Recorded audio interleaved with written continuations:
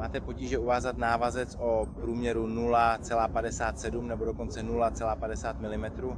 Jen se podívejte.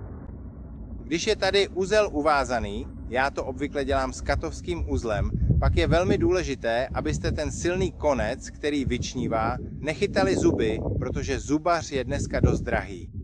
Ale vezměte si kleště, těmi můžete ten 50kový vlasec zafixovat. Ustřihnete přebytečný kus vlasce a tady je ten krásný uzel. A pokud chcete tento uzel schovat, existuje na to jeden opravdu skvělý a užitečný nástroj. Toto je tungsten swivel bead, který se objevil v nabídce Haldorado. Ten je potřeba navléknout sem na tento silný uzel. Ukážu vám to, krásně to tam zapadne, takto. A uzel tím schová. Tento malý zvoneček chrání před nárazy a tak je hotová krásná stabilní metod montáž. Všetky produkty nájdete na goldcarp.sk, oficiálnom partnerovi značky Haldorado.